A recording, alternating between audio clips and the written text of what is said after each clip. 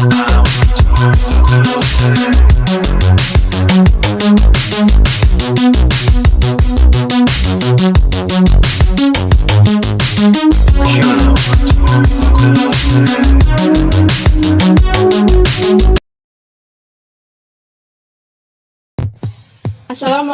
warahmatullahi wabarakatuh. Assalamualaikum Bapak Dr. Ardi Dwi Susandi MPD. Halo teman-teman semua, halo anak-anakku semua. Selamat datang di channel saya, Kasih Husni.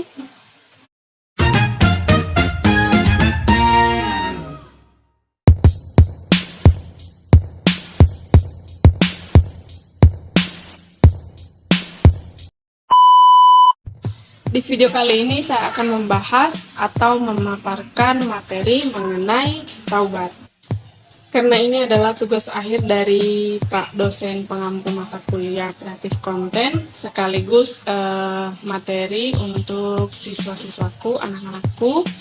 Dan juga ini adalah video pertama saya tentang pembelajaran, jadi saya mulai dari perkenalan dulu. Ya, Assalamualaikum warahmatullahi wabarakatuh. Nama saya Kasna Husni dengan NIM 2281130149. Saya dari kelas A3. Saya berkuliah di PJJ PAI IAIN Syekh Nurjati Cirebon. Ini adalah tugas mata kuliah Kreatif Konten Production Pembelajaran PAI dengan dosen pengampu Bapak Dr. Ardi Dwi Susandi MPD. Baik teman-teman semua, sebelum saya lanjut ke materi, jangan lupa untuk like video ini, komen di bawah, dan jangan lupa subscribe, dan juga share video ini sebanyak-banyaknya.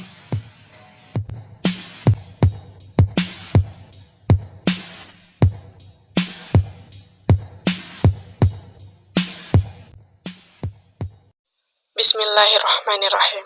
Alhamdulillahi Rabbil Alamin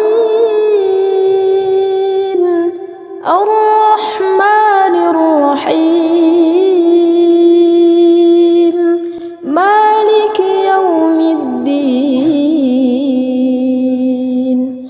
Iyyaka na'budu wa iyyaka nasta'in اهدنا الصراط المستقيم صراط الذين أنعمت عليهم غير المغضوب عليهم ولا الضالين.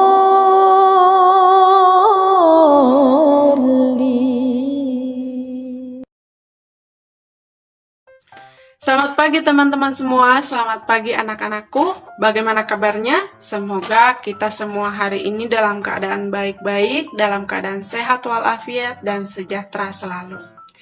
Baik, kita hari ini akan memulai pembelajaran. Sebelum kita memulai pembelajaran, ada beberapa hal yang perlu kalian perhatikan. Yang pertama adalah jangan lupa untuk selalu berdoa sebelum dan setelah belajar. Kemudian yang selanjutnya, jangan lupa untuk mengisi daftar hadir dengan cara mengetik atau menulis hadir pada kolom komentar di video ini. Kemudian yang selanjutnya, jangan lupa pastikan perangkat pembelajaran yang akan kita gunakan pada hari ini, yang akan kalian gunakan pada hari ini, sudah tersedia dan cukup memadai, misalnya seperti HP Android, pulsa atau data internet, dan juga yang paling penting jaringan yang stabil. Kemudian selanjutnya siapkan alat tulis dan buku yang diperlukan untuk mencatat beberapa materi penting dan pertanyaan yang bisa kita diskusikan nanti ketika pada saat proses pembelajaran sedang berlangsung. Kemudian selanjutnya, bila ada sesuatu yang belum dipahami dari materi yang akan Ibu jelaskan sebentar, nanti boleh ditanyakan di kolom komentar. Oke, baik, kita akan mulai pembelajaran pada pagi hari ini. Baik, ini adalah materi yang akan saya paparkan, yakni mengenai taubat. Taubat secara bahasa berarti kembali, Secara istilah, taubat berarti kembali ke jalan yang benar dengan didasari keinginan yang kuat dalam hati untuk tidak kembali melakukan dosa-dosa yang pernah dilakukan sebelumnya. Nah, anak-anakku semuanya, kita sebagai manusia biasa, secara langsung ataupun tidak langsung, sengaja maupun tidak, kerap kali kita dipertemukan atau bersinggungan dengan yang namanya salah atau dosa.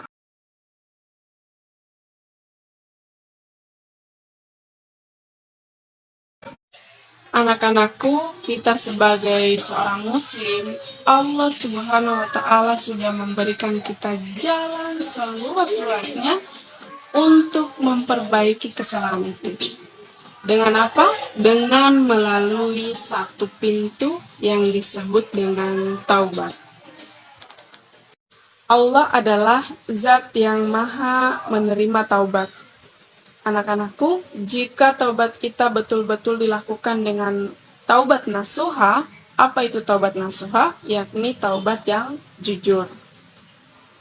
Taubat kita lakukan dengan tekad yang kuat, dengan niat yang baik, maka tidak ada satu dosa pun yang tidak diampuni oleh Allah, kecuali syirik. Syirik itu apa? Mempersekutukan Allah. Barang siapa mempersekutukan Allah, maka sungguh dia telah berbuat dosa besar. Quran Surah An-Nisa ayat 48. Maka anak-anakku semua, sudah seharusnya kita untuk bertobat kepada Allah Subhanahu wa Ta'ala dari segala dosa-dosa kita, dari segala kesalahan-kesalahan kita, dengan sebenar-benarnya taubat, semurni-murninya taubat, yang disebut dengan apa tadi? Taubatan nasuha. Rasulullah Shallallahu Alaihi Wasallam pernah bersabda, yang artinya, hai manusia, bertobatlah kepada Allah dan mintalah ampunan kepadanya, sesungguhnya aku sendiri bertobat dalam sehari 100 kali. Hadis riwayat Muslim. Betapa manusia termulia yang mendapat jaminan surga. Bahkan, surga tidak akan dibuka sebelum beliau masuk bertobat 100 kali sehari semalam. Lantas bagaimana dengan kita? Kita manusia biasa yang tidak akan pernah luput dari melakukan dosa, melakukan kesalahan-kesalahan. Sudah berapa kalikah kita bertobat dalam sehari? Atau minimal berapa kali kita beristighfar dalam sehari semalam? Jadi anak-anakku semua, marilah kita bertobat dari segala dosa-dosa kita, bertobat kepadanya dengan sebetul-betulnya taubat yang disebut dengan taubatan nasuha. Maka dengan itu, insya Allah dosa-dosa kita, kesalahan-kesalahan kita, insya Allah diampuni oleh Allah Subhanahu wa Ta'ala.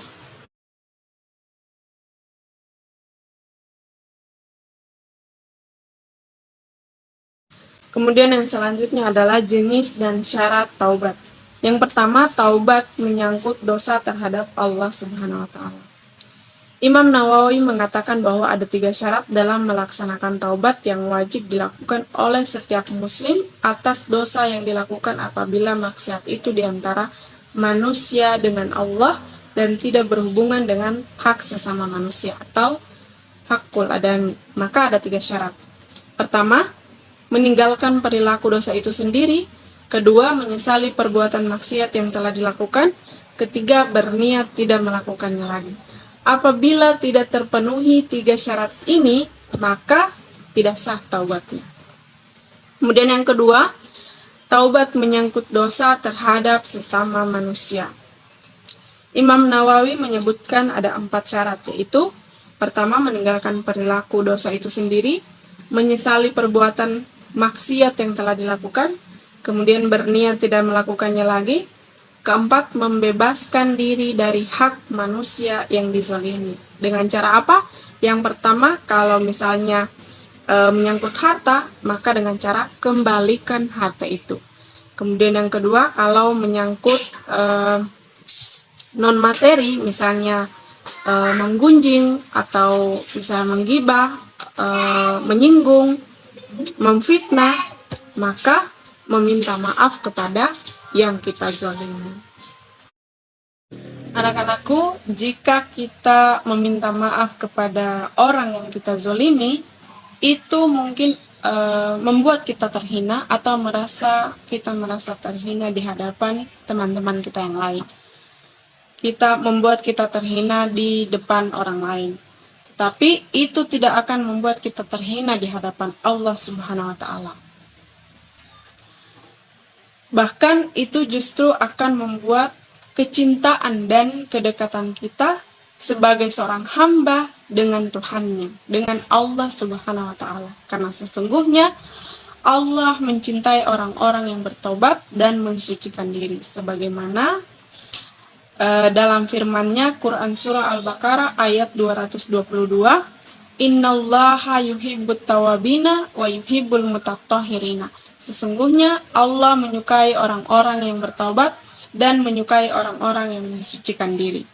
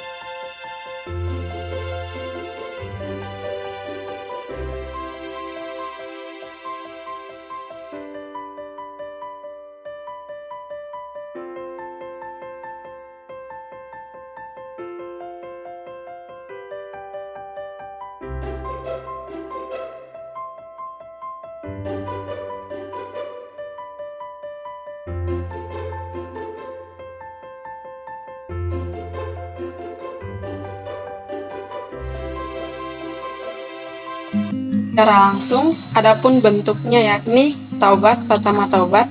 Di sini ada dua macam taubat kepada Allah. Pertama, lahir sebelum lahirnya taubat manusia secara aktual. Ketika itu ia baru dalam bentuk keinginan dan kesadaran tentang dosa-dosanya. Taubat pertama Tuhan ini antara lain tercermin dari firman-Nya dalam Quran surah Al-Baqarah ayat 186 yang artinya, dan apabila hamba-hambaku bertanya kepadamu tentang aku, maka jawablah bahwasanya aku adalah dekat. Aku mengabulkan permohonan orang yang berdoa apabila ia memohon kepada aku. Maka hendaklah mereka itu memenuhi segala perintahku, dan hendaklah mereka beriman kepadaku, agar mereka selalu berada dalam kebenaran. Quran Surah Al-Baqarah ayat 186. Al-Baqarah ayat 186 tadi menjelaskan bahwa Allah dekat dengan hamba-hambanya, walaupun mereka masih bergelimang dalam dosa dan maksiat, tetapi telah memiliki kesadaran untuk bertobat. Tobat yang berkeinginan dekat kepada Allah lebih jelas terlihat pada ayat berikut. Fatalaqqa Adamu mir rabbih kalimatin fataba alaih innahu huwat tawwabur rahim, yang artinya kemudian Adam menerima beberapa kalimat dari Tuhannya, maka Allah menerima taubatnya. Sesungguhnya Allah Maha Penerima Taubat lagi Maha Penyayang. Quran Surah Al-Baqarah ayat 37. Kemudian yang selanjutnya adalah al-sof atau lapang dada. Kata al-sof dalam berbagai bentuk terulang sebanyak 8 kali dalam Al-Quran. Kata ini pada mulanya berarti lapang. Halaman pada sebuah buku dinamai sofat karena kelapangan dan keluasannya. Dari sini al-sof dapat diartikan kelapangan dada. Berjabat tangan dinamai musafahat karena melakukannya menjadi kelapangan dada. Yang selanjutnya adalah al-ghufran. Al-ghufran terambil dari kata kerja ghafara yang pada mulanya berarti menutup. Rambut yang disemir hingga tertutup putihnya disebutkan dengan gofara asy'ara dari akar kata yang sama. Lahir kata gofara yang berarti sepotong kain yang menghalangi kerudung sehingga tidak ternodai oleh minyak rambut. Magfirah ilahi adalah perlindungannya dari siksa neraka. Dalam Quran Surah Ali Imran dinyatakan bahwa yang artinya, katakanlah, jika kamu benar-benar mencintai Allah, ikutilah aku. Niscaya Allah mencintai dan menutupi dosa-dosamu. Sesungguhnya Allah Maha Pengampun lagi Maha Penyayang. Kemudian bentuk taubat secara tidak langsung adalah sebagai berikut. Yang pertama adalah maaf. Artinya, mereka yang enggan memberi maaf pada hakikatnya enggan memperoleh pengampunan dari Allah. Tidak ada alasan untuk berkata tiada maaf bagimu, karena segalanya telah dijamin dan ditanggung oleh Allah Subhanahu wa taala. Perlu dicatat pula bahwa pemaafan yang dimaksud bukan hanya menyangkut dosa atau kesalahan kecil, tetapi juga untuk dosa dan kesalahan-kesalahan yang besar. Kemudian yang kedua adalah takfir. Takfir yang artinya upaya meninggalkan dosa-dosa besar, misalnya dengan menyibukkan diri dengan pekerjaan-pekerjaan tertentu.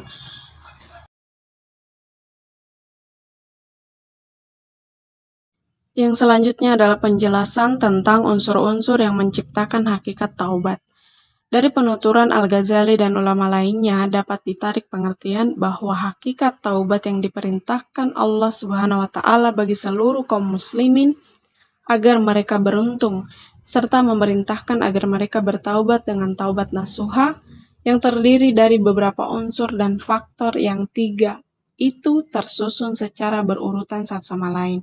Yang pertama yakni unsur pengetahuan dalam taubat.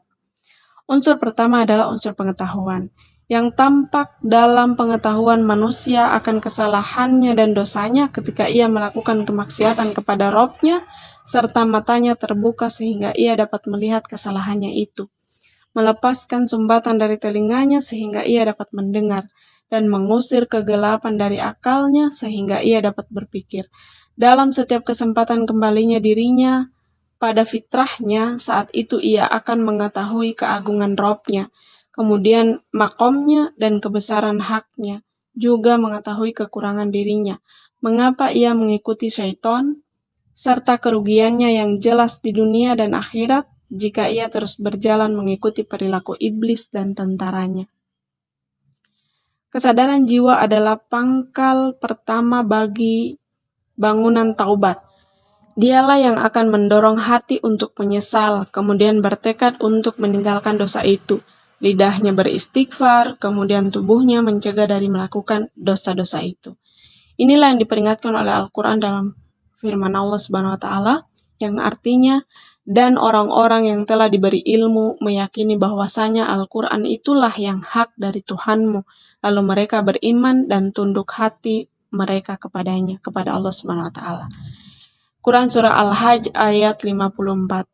Allah Subhanahu wa taala berfirman tentang sifat kaum muttaqin, yang artinya, dan juga orang-orang yang apabila mengerjakan perbuatan keji atau menganiaya diri sendiri, mereka ingat akan Allah lalu memohon ampunan terhadap dosa-dosa mereka, dan siapa lagi yang dapat mengampuni dosa selain daripada Allah, dan mereka tidak meneruskan perbuatan kejinya itu sedang mereka mengetahui. Quran Surah Ali Imran ayat 135. Kemudian yang selanjutnya adalah unsur hati dan keinginan. Unsur kedua dalam taubat adalah unsur jiwa yang berhubungan dengan hati dan keinginan diri, atau dengan kata lain emosi dan iklinasi. Dari unsur ini ada yang berhubungan dengan masa lalu dan ada yang berhubungan dengan masa depan. Yang pertama, menyesal dengan sangat. Yang berkaitan dengan masa lalu adalah apa yang kita kenal dengan penyesalan. Tentang ini terdapat hadis, penyesalan adalah taubat. Karena ia adalah bagian yang paling penting dari taubat, Al-Qushairi mengutip dari beberapa ulama, penyesalan itu cukup untuk mewujudkan taubat, karena penyesalan itu tidak akan menghantarkan kepada dua rukun lainnya, yaitu tekad dan meninggalkan perbuatan dosa. adalah mustahil jika ada seseorang yang menyesali tindakan yang masih terus ia lakukan atau ingin ia lakukan kembali. Yang kedua adalah tekad yang kuat. Jika penyesalan itu berkaitan dengan masa lalu dan kesalahan yang telah ia perbuat, ada dimensi dalam taubat yang berkaitan dengan masa depan, yaitu dengan bertekad untuk meninggalkan maksiat itu dan bertaubat darinya secara total, dan tidak akan kembali melakukannya selama-lamanya. Seperti susu yang tidak mungkin kembali ke puting hewan setelah diperah. Ini semua berpulang pada keinginan dan tekad orang itu, dan tekad itu harus kuat betul, bukan keinginan yang dilandasi oleh keraguan-raguan. Tidak seperti mereka yang pada pagi harinya bersementara pada sore harinya kembali mengulangi lagi dosanya. Orang yang mau bertobat tidak perlu putus asa, takut taubatnya tidak diterimalah. Jika memang tekadnya tulus, Allah Subhanahu wa taala berfirman, maka sesungguhnya Dia Maha Pengampun bagi orang-orang yang bertaubat. Itu ada dalam Quran Surah Al-Isra ayat 25.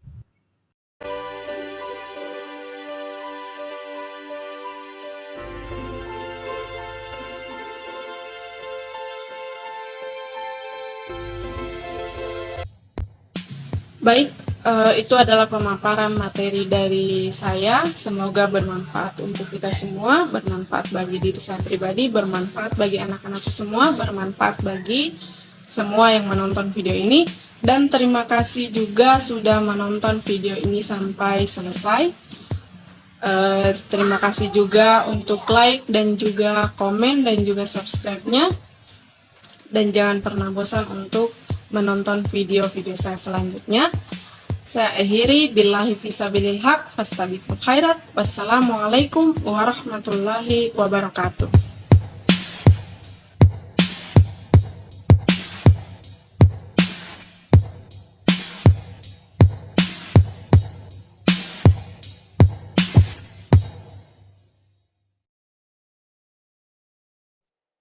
Alhamdulillahi Rabbil Alamin, Ar-Rahmanir Rahim, Maliki Yawmiddin. Iyyaka na'budu wa iyyaka nasta'in. اهدنا الصراط المستقيم